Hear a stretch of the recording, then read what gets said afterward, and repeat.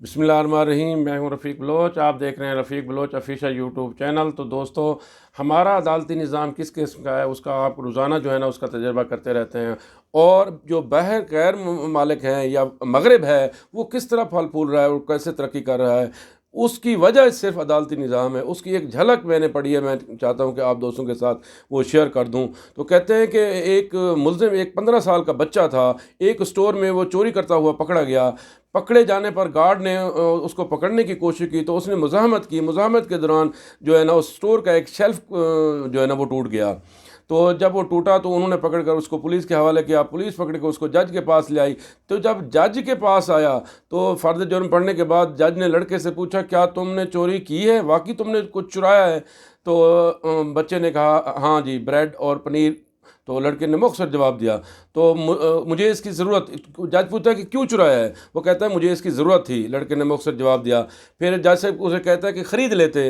اس نے کہا پیسے نہیں تھے۔ وہ پھر جج صاحب کہتا ہے کہ گھر والوں سے لے لیتے۔ اس نے کہا گھر میں صرف ماں تھی، وہ بھی بیمار تھی، اور یہ بریڈ اور یہ پنیر جو میں نے چوری کیا ہے وہ بھی اپنی بیمار ماں کے لیے چوری کیا ہے۔ تو پھر جج سوال کرتا ہے کہ تم کچھ کام کیوں نہیں کرتے؟ لڑکے نے جواب دیا کہ کرتا تھا، ایک کار واش روم میں ماں کی دیکھ بھال کے لیے ایک دن کی چھٹی کی تو انہوں نے نکال دیا۔ تو پھر جج اسے دوبارہ سوال کرتا ہے، تم کسی سے مدد مانگ لیتے؟ تو اس نے کہا کہ میں صبح سے مدد مانگ رہا تھا، کسی نے میری ہیلپ نہیں کی۔ جرا ختم ہوئی اور جج نے فیصلہ سنانا شروع کر دیا۔ تو جج صاحب کہتے ہیں کہ چوری، اور خصوصاً بریڈ کی چوری، بہت ہولناک اور بڑا جرم ہے، اور اس جرم کے ہم سب جو ہے نا وہ ملزم ہیں، اور مجھ سمیت جو اس عدالت میں موجود ہے۔ اس نے کہا کہ ہر فرد پر جو ہے نا میں $10 جو ہے نا وہ جرمانہ ادا کرتا ہوں، اور میں بھی ادا کروں گا، اور کورٹ میں بغیر ادا کیے کوئی بندہ بھی باہر نہیں جا سکتا۔ انہوں نے اس کے علاوہ جو ہے نا اپنی جیب سے $10 نکالے اور میز پر رکھ دیے۔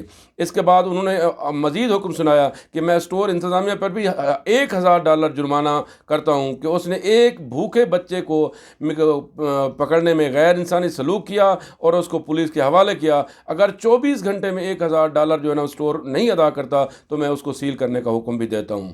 تو فیصلے کے آخری ریمارکس جو جج صاحب کے تھے کہ اسٹور انتظامیہ اور جو ہے نا حاضرین جرمانے کی رقم جو ہے نا فوراً ادا کریں، اور جو ہے نا جو اکٹھی وہ رقم وہ بچے کو ادا کریں، اور میں عدالت جو ہے نا ان سے بچے سے جو ہے نا وہ معافی طلب کرتی ہے۔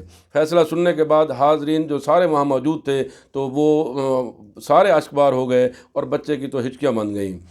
تو یہ اصل میں ایک جو سیمپل ہے کہ وہاں مغرب کے اندر انصاف کیسے ہو رہا ہے، کفر کے جو ہے نا وہ جو معاشرے ہیں وہ کس طرح پھل پھول رہے ہیں، اور ہمارے ہاں کیا ہو رہا ہے عدل کے ساتھ۔ تو دوستو، کہنے کا مطلب یہ ہے کہ ہم اگر اپنے معاشرے میں ترقی دیکھنا چاہتے ہیں، اگر ہم اپنے پاکستان میں ترقی دیکھنا چاہتے ہیں، اگر ہم چاہتے ہیں کہ ہمارا معاشرہ بھی پھل پھولے، تو ہمیں اپنا عدل کا نظام بہتر کرنا ہوگا۔ ہماری ساری برائیاں جو ہیں نا وہ عدل کے نظام میں ہی مخفی ہیں۔ انصاف اگر کر دینا، اگر اوپر سے لے کے نیچے تک، عام آدمی سے لے کر خاص آدمی تک سب کو انصاف ملے، تو یقیناً ہمارا معاشرہ پھل پھولے گا اور ترقی بھی کرے گا۔ تو ڈھیروں، ہزاروں، لاکھوں، کروڑوں دعاؤں کے ساتھ اپنا خیال رکھیں، اپنے گھر والوں کا، اپنے رشتہ داروں کا، اور اپنے ہمسایوں کا۔